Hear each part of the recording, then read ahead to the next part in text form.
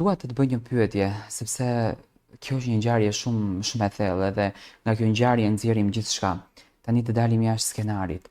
Ato prindër që humbin fëmijë, që u vdesin fëmijë, në moshë të re, i vuajnë, ndikuar nga traditat, nga kulturat, në disa tradita është vajtimi, pjesë mundohen nëpërmjet vajtimit, ta nxjerrin atë të keqin, ta shprehin atë dhimbjen që e kanë. Thonë që jeta e tyre ka marrë fund, kemi dëgjuar dhe momente të këtilla, çfarë më duhet jeta mua kur unë nuk e kam djalin 21 vjeç nga një baba. Si mundet ato të qetësojnë shpirtin e tyre, i nderuar hoq, si mundet ato ta largojnë këtë dhimbje dhe ta marrin jetën pak më shtruar, sepse kështu ka dash Zoti për to. Shumë mirë e thonë prej anës tënde. Kjo ishte edhe porosia jonë aty kryesore, kur dërguari tonë i ndroi jetë djali i tij, Ibrahimi. I dërguari jonë në rastin kur i ndroi jetë djali i tij Ibrahimi, e tha një thonjë historike që ka mbetë shënuar deri në ditën e gjykimit, do të mbetet ashtu. Ai tha, syri laton. Njeriu kur shef se nga jeta e tij dhe nga bashkëjetesa e tij është nda fëmiu i tij, loti është diçka që s'mund të mbajmë kontroll. Pastaj tha, zemra pikëllohet. Ajo që shifet në sy është shumë më e vogël se ajo që është në zemër. Zemra pikëllohet, njerëz jemi. Patjetër. Njerëz jemi. Dhe andaj i dërguari jon në vitin e pikëllimit që përmendet në historinë islame, u pikëllua edhe për faktin që ndroi jetë xhaxhai i tij, i cili ishte jo besimtar. Ta mos harrojmë, i cili ishte jo besimtar.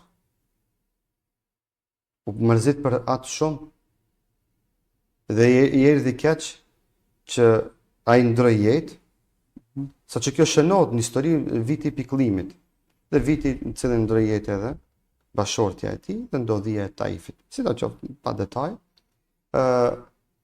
por dërguarit tonë i erdhi keq që ndroi jetë xhaxhai i tij, i cili ishte përkrahas i fuqishëm dërguarit të Allahut, i cili ishte jo besimtar. Me këtë tu duhet të tregoj atë pjesën njerëzore të dërguarit tonë, i cili ishte besimtar, musliman, xhaxhai i tij jo besimtar. Po. Jo musliman, politeist, e adhuronte putat, idhujt. Diçka që është më e tmerrshme se me pas një fe e cila është fe hynore, që themi fe krishtere apo fe ebreje. Megjithatë i dërguari jonë në suazat të asaj që ishte njeri dhe ndjenjave familjare dhe në suazat të atyre ndjenjave familjare dhe njerëzore që i kishte ndaj atij njeriut, ai u mërzit. Por i erdhi keq edhe kur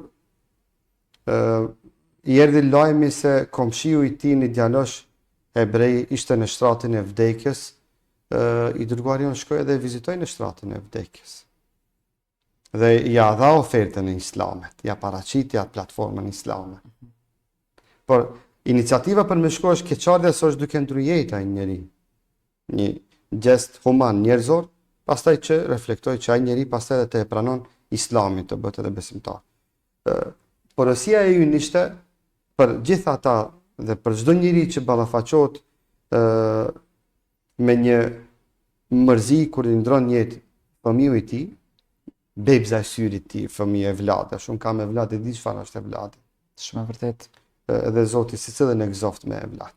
Amin. Tha syri laton, zemra tha, shumë e mërzitur se është nga thënjet, subhanallah, nga më të rallat kur i dërguari jon flet paraqitet kryetar shteti, i dërguari Allahut më i madh mbi rrugën toksor, flet para gjithë njerëzve me lot në sy flet. Thot, o njerëz, unë jam njeri, jam pejgamber, jam udhëheqës kryetar shtetit, njeri jam. Patjetër. E ndjej dhimbjen e ndarjes nga Ibrahimi im. Ju i shihni lot, ama ajo që është këtu thosht, më e madhe. Ama e thani thonjë tjetër në fund. Nuk themi fjalë për pas se fjalëve me të cilat Zoti jon do të jetë i kënaqur. Na nuk mjerojmë. Na nuk vajtojmë. Na nuk themi pse bashkë mua kjo të më ndodh. Se pikërisht fëmiu im të shkon, po të kishte jetu edhe pak, këto fjalë nuk guxim t'i themi. Andaj i dërguari Allahut i përkujtoj gjithë njerëzit se sjeni ju as të parit as të fundit, që ballafaqojeni me vdekjen e fëmijëve tuaj. Ja, edhe unë e përjetova një gjë të tillë, por nuk themi fjalë përpos se fjalë me të cilat krijuesi jon do të jetë i kënaqur me neve. Tek ai mbështetemi dhe nga ai e gjejmë atë forcën që të vazhdojmë me jetën më tutje. Po. Përkujtimi i jon ishte ndaj ata të mbështeten në Allah, të kthehen Zotit dhe të kërkojnë nga Allahu ndihmë. Porosi dhe mesazhe që gjithë pejgamberët e Zotit u kanë paraqit popujve të vet. Dhe neve si obligim fetar e ndjejmë që njerëzit në momentet vështira të rënda, si fatkeqësish, që atyre të përkujtojmë t'i kthejnë Allahut Azza wa Jall, të pendohen, të lidhen në Zot, se aty kanë me gjetë energjinë për me vazhdu jetën. Të jemi gjithna realist. Askush nuk futet në varr me të vdekurin nga të gjallët. Dhe edhe të don të futet nuk e lejem. Nuk mundet. Edhe nuk mundet. Andaj jeta vazhdon. Dhe na duhet të bëjmë më të fuqishëm, më larg pamës dhe temi të bindur se Zoti pas çdo një vështirësie për jetën tonë, për ardhmërinë tonë, ka përgatit 2 lehtësime që janë surprizë për neve. Që na nuk i dim ama ato janë na presin. Nëse vazhdojmë me jetë, do t'i gjejmë ata. Nëse ndalim jetën dhe nuk vazhdojmë, atëherë ato surpriza i humbim na. Kush humb në këtë rast, humb 2 herë. Na mbetet edhe fatkeqësia, edhe pikëllimi, edhe mbërzia, po e humbim edhe veten dhe marrim në qafë edhe njerëzit që i kemi rreth nesh. Se ajo bashorte ka bashortin, ka edhe fëmijë tjerë, ka edhe rrethin më gjerë që ata gjithë presin që jeta të vazhdoje më tutje.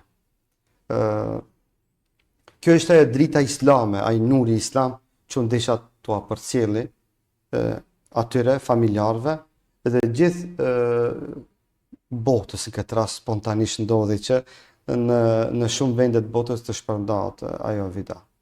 Ky ishte qëllimi i thjesht. Nëpërmjet buzëqeshjes që ke marrë nga ana e tyre, që në atë moment të dhimbshëm u ka kthyer buzëqeshjen, do të thënë ato kanë arritur ta kuptojnë mesazhin tuaj.